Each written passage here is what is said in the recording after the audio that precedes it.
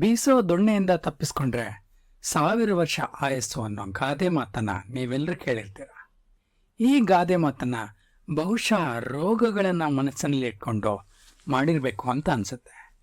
ರೋಗಗಳ ವಿಷಯದಲ್ಲಿ ಇದು ನಮ್ಮೆಲ್ಲರ ಅನುಭವಕ್ಕೆ ಬಂದಿರುತ್ತೆ. ಅದೇ ರೀತಿ ಕಷ್ಟಗಳು ಮನುಷ್ಯರಿಗಲ್ಲದೆ ಮರಗಳಿಗೆ ಬರುತ್ತದೆಯೇ ಅನ್ನೋ ಒಂದು ಗಾದೆ ಮಾತನ್ನು ಕೂಡ ನೀವು ಕೇಳಿರ್ತೀರ. ನಮಗೆ ಕಷ್ಟಗಳು ಬಂದಾಗಲೇ ನಾವು ಗಟ್ಟಿಯಾಗೋದು, ಭವಿಷ್ಯದಲ್ಲಿ ಕಠಿಣ ಪರಿಸ್ಥಿತಿಯನ್ನು ಎದುರಿಸಲು ಹೆಚ್ಚು ಸಿದ್ಧರಾಗೋದು. ಇದು ಆರೋಗ್ಯದ ವಿಚಾರದಲ್ಲಿ ಕೂಡ ಅಕ್ಷರಶಃ ನಿಜ ಅಂದರೆ ನಿಮಗೆ ಅಚ್ಚರಿ ಆಗ್ಬೋದು. ನಮ್ಮ ದೇಹವನ್ನು ಒಂದು ದೊಡ್ಡ ದೇಶ ಅಂತ ಅಂದ್ಕೊಂಡ್ರೆ ಈ ದೇಶಕ್ಕೆ ರಕ್ಷಣಾ ವ್ಯವಸ್ಥೆಯ ಪ್ರಾಮುಖ್ಯತೆಯನ್ನು ಊಹಿಸಲು ಕೂಡ ಸಾಧ್ಯ ಆಗೋದಿಲ್ಲ. ದೇಶದ ಸುತ್ತಲೂ ಶತ್ರುಗಳು ತುಂಬಿರ್ತಾರೆ. ನಮ್ಮ ಮೇಲೆ ಆಕ್ರಮಣ ಮಾಡಿ ನಮ್ಮ ನೆಲ, ಸಂಪನ್ಮೂಲ, ಶಕ್ತಿಯನ್ನು ಕಸಿದುಕೊಳ್ಳೋಕೆ ಹವಣಿಸುವಂತೆ ನಮ್ಮ ದೇಹದ ಸುತ್ತಲೂ ವೈರಿಗಳು ಸದಾ ನಮ್ಮ ಸಂಪನ್ಮೂಲ ಶಕ್ತಿಯನ್ನು ಕುಂಠಿತಗೊಳಿಸುವಂಥ ಮತ್ತು ನಮ್ಮ ದೇಹವನ್ನು ವಿನಾಶ ಮಾಡುವ ತವಕದಲ್ಲಿರ್ತವೆ. ಇದೊಂದು ಸಾವು ಬದುಕಿನ ಹೋರಾಟ. ಈ ಹೋರಾಟದಲ್ಲಿ ನಮ್ಮ ದೇಹವು ವೈರಿಗಳ ಮತ್ತು ಅವು ಮಾಡುವ ಹಾನಿಗಳಿಗೆ ಸದಾ ಒಡ್ಡಿಕೊಳ್ಳುವ ಅನಿವಾರ್ಯತೆ ಮತ್ತು ದೌರ್ಬಲ್ಯ ನಮ್ಮ ದೇಹಕ್ಕೆ ಇದ್ದೇ ಇರುತ್ತೆ. ಇದರರ್ಥ ದೇಹದ ಮೇಲೆ ವೈರಿಗಳ ದಾಳಿ ಯಾವಾಗ ಕೂಡ ಆಗಬಹುದು. ಆದ್ದರಿಂದ ದೇಹದಲ್ಲಿನ ಸೈನಿಕರು ಸದಾ ಜಾಗೃತರಾಗಿರಬೇಕು. ನಮ್ಮ ಬದುಕಿಗೆ ಇದು ಅತಿ ಅವಶ್ಯ. ನಮ್ಮ ಜೀವಕೋಶದಲ್ಲಿ ಯಾವುದೇ ಥರದ ವ್ಯಥೆಯ ಅಥವಾ ವ್ಯತಿರಿಕ್ತ ಬದಲಾವಣೆ ಕಂಡು ಬಂದರೆ ತಕ್ಷಣ ದೇಹದಲ್ಲಿನ ರಕ್ಷಣಾ ವ್ಯವಸ್ಥೆ ಕೂಡಲೇ ಕಾರ್ಯ ಪ್ರಾರಂಭ ಮಾಡುತ್ತೆ. ಅದು ಸೈಟೋಕೈನ್ಗಳೆಂಬ ಪ್ರೋಟೀನ್ಗಳನ್ನು ಹೇರಳವಾಗಿ ಬಿಡುಗಡೆಗೊಳಿಸುತ್ತೆ. ಇದು ಒಂದು ತರಹದ ಸೈರನ್ ತರಹ ಕೆಲಸ ಮಾಡುತ್ತೆ. ಇದರಿಂದ ರೋಗ ನಿರೋಧಕ ಶಕ್ತಿಯ ಎಲ್ಲ ಕೋಶಗಳು ಎಚ್ಚೆತ್ತುಕೊಳ್ತವೆ ಮತ್ತು ವೇಗವಾಗಿ ಕೆಲಸವನ್ನು ಪ್ರಾರಂಭಿಸ್ತವೆ. ಇದರಿಂದ ಜನಾಂದೋಲನ ನಡೆದಂತೆ ನಮ್ಮ ದೇಹದ ತುಂಬೆಲ್ಲ ಮುನ್ನೆಚ್ಚರಿಕೆಗಳು ಮತ್ತು ಪ್ರತಿಕ್ರಮಗಳನ್ನು ಪ್ರಚೋದಿಸುವ ಸಂಕೇತಗಳಿಂದ ತುಂಬಿಕೊಳ್ತವೆ. ನಮ್ಮ ಮೆದುಳು ಅನಾರೋಗ್ಯದ ನಡವಳಿಕೆಯನ್ನು ಸಕ್ರಿಯಗೊಳಿಸುತ್ತೆ ಮತ್ತು ದೇಹದ ರಕ್ಷಣೆಗೆ ಆದ್ಯತೆಗಳನ್ನು ಮರುಸಂಘಟಿಸುತ್ತೆ. ನಾವು ಗಮನಿಸುವ ಮೊದಲ ವಿಷಯವೆಂದರೆ ನಮ್ಮ ಶಕ್ತಿಯ ಮಟ್ಟವು ಕುಸಿಯುತ್ತೆ ಮತ್ತು ನಮಗೆ ನಿದ್ರೆ ಬರುತ್ತೆ. ನಾವು ಆತಂಕ, ನಿರಾಸಕ್ತಿಗೆ ಒಳಗಾಗ್ತೀವಿ ಮತ್ತು ನಮ್ಮ ಹಸಿವನ್ನು ಕಳೆದುಕೊಳ್ತೀವಿ. ನೋವಿನ ನಮ್ಮ ಸೂಕ್ಷ್ಮತೆಯು ಹೆಚ್ಚಾಗುತ್ತೆ ಮತ್ತು ನಾವು ವಿಶ್ರಾಂತಿಯನ್ನು ಬಯಸ್ತೀವಿ. ಇವೆಲ್ಲವೂ ನಮ್ಮ ಶಕ್ತಿಯನ್ನು ಉಳಿಸಲು ಮತ್ತು ಅದನ್ನು ನಮ್ಮ ಪ್ರತಿರಕ್ಷಣಾ ವ್ಯವಸ್ಥೆಯ ಕಡೆಗೆ ಹರಿಸಲು ಸಹಾಯ ಮಾಡುತ್ತೆ. ಇದರ ಮೂಲಕ ನಮ್ಮ ದೇಹವು ಯುದ್ಧ ಪೀಡಿತ ಪ್ರದೇಶವಾಗಿ ಬದಲಾಗುತ್ತೆ ಮತ್ತು ಇದು ಅಲ್ಲೋಲ ಕಲ್ಲೋಲಗಳಿಗೆ ನಾಂದಿಯಾಗುತ್ತೆ.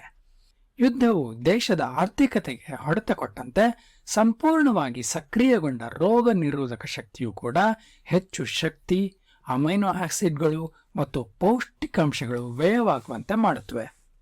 ಉದಾಹರಣೆಗೆ ಜ್ವರ ನಮ್ಮ ಚಯಾಪಚಯವನ್ನು ವೇಗಗೊಳಿಸುತ್ತೆ ಮತ್ತು ನಮ್ಮ ಜೀವಕೋಶಗಳು ವೇಗವಾಗಿ ಕೆಲಸವನ್ನು ಮಾಡುವಂತೆ ಮಾಡುತ್ತೆ.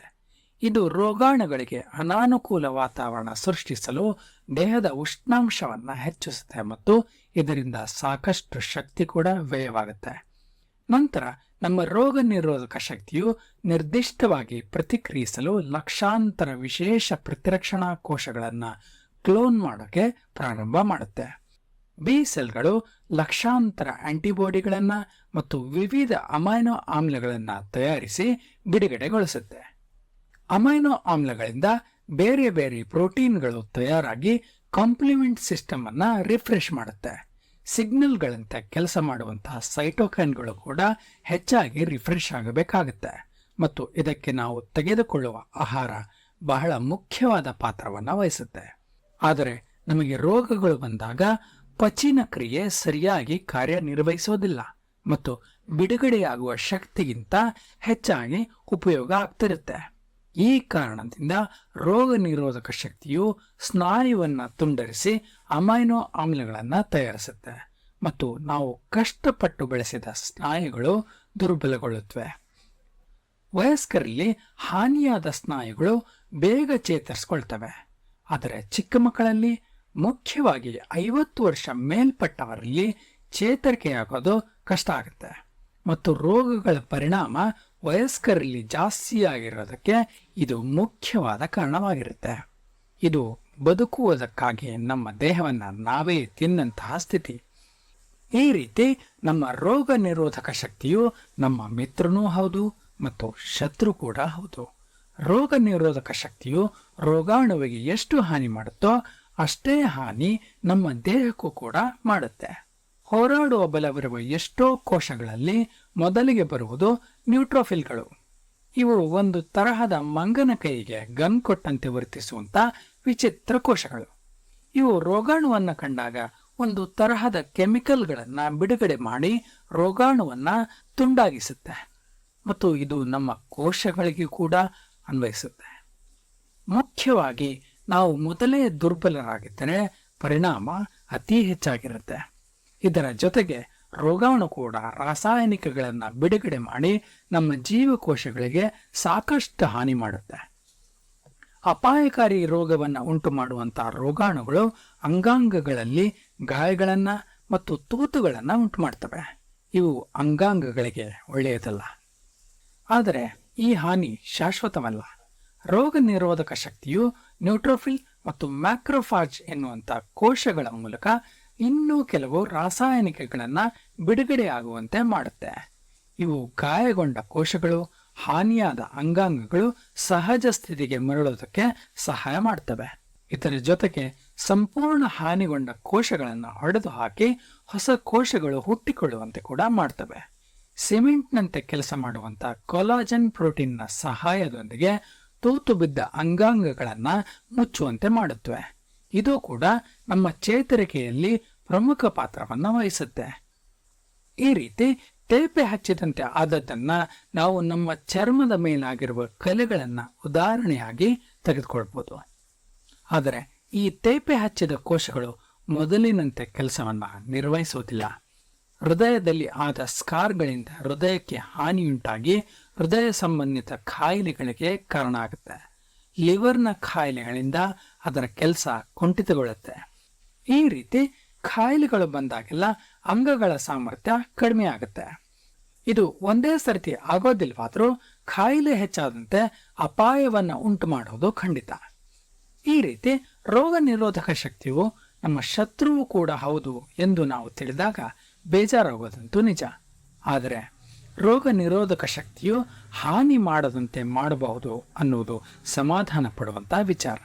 ಇದಕ್ಕೆ ರೋಗ ನಿರೋಧಕ ಶಕ್ತಿಗೆ ನಾವು ತರಬೇತಿ ಕೊಡಬೇಕಾಗುತ್ತೆ.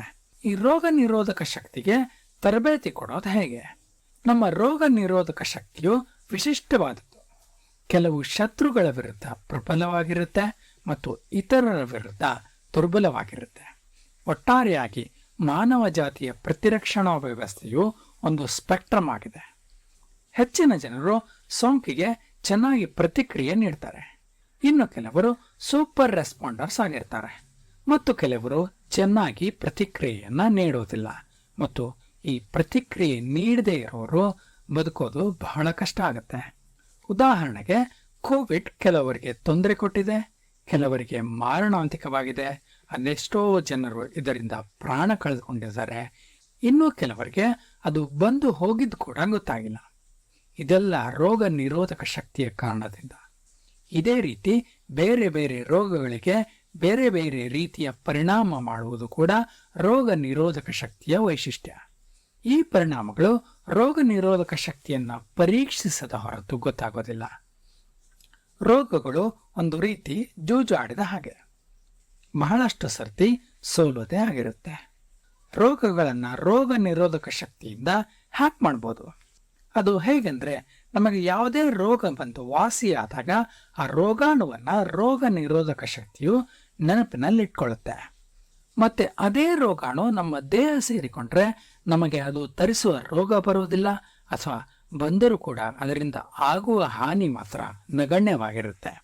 ಈ ರೀತಿ ರೋಗಗಳಿಂದಲೇ ಅದೆಷ್ಟೋ ಕಾಯಿಲೆಯ ವಿರುದ್ಧ ರೋಗ ನಿರೋಧಕ ಶಕ್ತಿಯು ತರಬೇತಿಯನ್ನ ಹೊಂದುತ್ತೆ.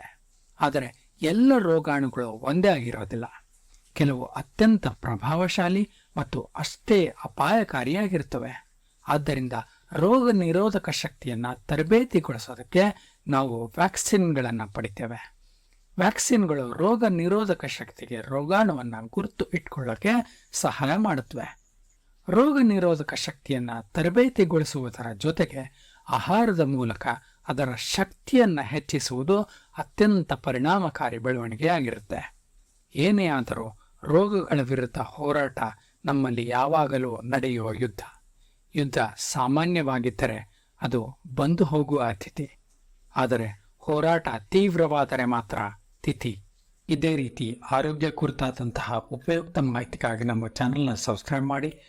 ವಿಡಿಯೋ ಇಷ್ಟ ಆಗಿದ್ದರೆ ದಯವಿಟ್ಟು ಶೇರ್ ಮಾಡಿ, ಲೈಕ್ ಮಾಡಿ, ಕಮೆಂಟ್ ಮಾಡಿ.